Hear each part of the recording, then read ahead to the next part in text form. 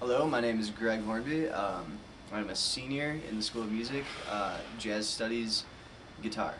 My band is the Dirty Birds, comprised of myself, Ann Arbor native Jared Saltiel on vocals and rhythm guitar, bass player Dave Koenig, and fellow U of M School of Music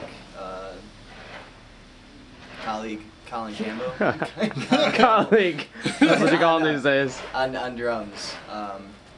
Yeah. Talk about the Dirty Birds a little bit more. Like, tell us about the band. We're like we're a rock pop band, soul, blues, heavy Latin and jazz influence. Formed a couple summers ago. Good group of guys. I really like playing with them. We can be found at any number of the great Ann Arbor venues. I'm from southeastern Michigan, small island of about 10,000 called Groseal. Situated, the island is situated. You live on an island? That's awesome. The mouth of Lake Erie and the Detroit River. Small tropical island. I did not say tropical. Live in this house here, 503 East Ann. Very nice. There it is. It's an 8-person house. 7 of us are musicians. The other one is an engineer. So how does it work out when you got like all these musicians live in one house, right? Fine. I mean, I can practice in the house without bothering anybody. I don't have to practice unplugged or with headphones. We have 2 saxophone players in the house. When they practice, it's very loud, so we try to like make them practice during the middle of the day. They're pretty good about that. We have 2 bass players. That's not a big bother. One practices all the time. The other is pretty busy, so he's not usually here. Do you guys cross paths a lot, or is it just like, you know, people are always in and out? There's normally like between 2 and 5 people home at all times, I would say. Alright, so here we are. MTV. 503 East End. Here's the living room. It's Danny, alto sax player. He's enjoying a beverage and Classy style. beverage and a book there for Danny. So, proceeding this way, we have the dining room. There's really not a whole lot of dining that goes on in here. Through here, we have the kitchen. This is where we make all our food. What do musicians eat, Gregory? What do musicians eat? Nutritious food, right? Let's have a look in the fridge. Yeah, dude, man. This is Oh. the deal. So, This is how U of M look student here, lives. you see we've got a bit of a carcass Oh, wow. here from Oh, wow. Thanksgiving. Beautiful. It looks like there's not much meat left to be had there. Other than that, I don't know. We've got a lot of beverages and fruit and cheese and eggs. Cage-free eggs? Cage-free eggs, wow. Earthy musicians? We're supporters of the environment, we are. That's Ann Arbor for you. So we'll continue on now. Here we are. This is my amplifier. This here is a Line 6 Spider 212 combo, year 2000. Why do you play that amp, Gregory? I love it. I love it. But yeah, I've never felt unhappy with it or any reason to buy another one. Sweet. So that's that. Head on down to the basement.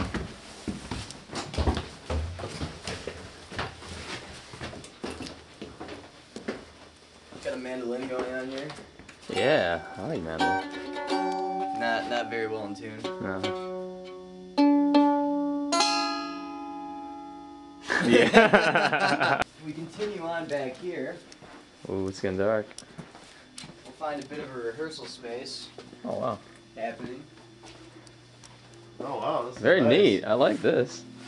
Is this the Dirty Birds rehearsal? Dirty Birds do not rehearse here. Dirty Birds rehearse at a house on Kingsley, but we have An organ. a Wurlitzer organ here. That's pretty baller.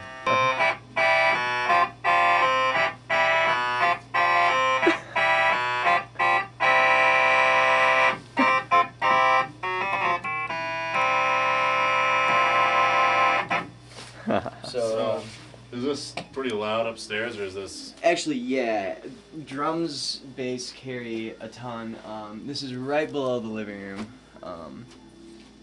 Sound definitely carries. Let's proceed upstairs. So, yeah, this is where I dwell. Anyway, so yeah, this is my room. An intimate look at how I live. And as you can see, it's pretty much set up so I can practice in here. These are just posters from, you know, a few gigs that I've done. I've kept them, I guess, either because of like significance or because I thought that, you know, the posters were really cool.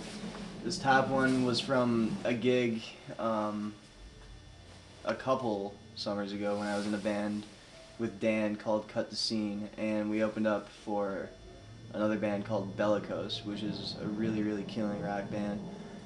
This next poster, this middle Cut the Scene one, was kind of our first headlining show at the Blind Pig. It was also like our EP release, which is why I kept that, I suppose. It wasn't like a particularly great show. I think I was really, really sick and or hungover at the time. And then this last one here, I think is a really, really great poster.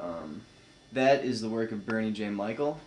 Bernie J. Michaels. And that's, you know, for my current group, the Dirty Birds. We did a show at the Heidelberg over the summer. My brother's band, the Johnny Timbers, opened for us.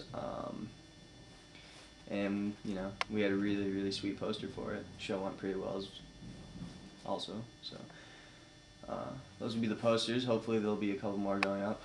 Why don't you tell us a little bit about what it's like being a musician in Ann Arbor? I mean, I think Ann Arbor is a really, really good place to be a musician. The like community here, if you will, of musicians is like very, very welcoming. You know, everybody kind of gets off on supporting each other. There's not like really a whole lot of like hostile competition or anything like that. Everybody's kind of rooting for everybody else, which is nice. As like a rock band, or you know, trying to play in that like genre, I suppose, there aren't like a whole lot of really awesome venues to play here. I mean, there's like the Pig, but that's kind of like the only one. What do you think has the most opportunities in Ann Arbor as a musician? Like, what style of music is the best if you want to start getting gigs, like paying gigs in Ann Arbor? I would probably have to say jazz gigs are the most abundant. Jazz gigs are musicals, and those pay, you know, really well too. You go do an hour's worth of work just playing standard repertoire, and you know, you're looking at like at least $100. What kind of challenges do you find, like in this town specifically, with starting a band? You know, I feel like in most cases, the answer to this question is, you know, meeting the right people, but I don't feel like that has been the problem. It's easy to meet people with, you know, similar interests or excitements. I would say my real struggles have come from just like getting schedules to line up.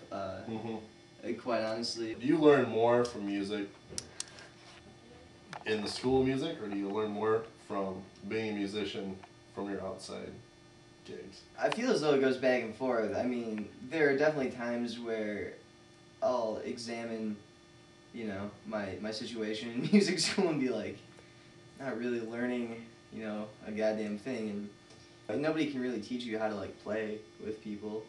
I mean, on a gig you have to learn like how to play and like function in like a given setting with like a particular group of people, you know, and like how to actually make music with them. What kind of underwear you wearing right now? Ooh, real sexy. Boxers. They may be Fruit of the Loom. I agree. So cool. We're good. Thanks, Dan. We should live and do. Cheers.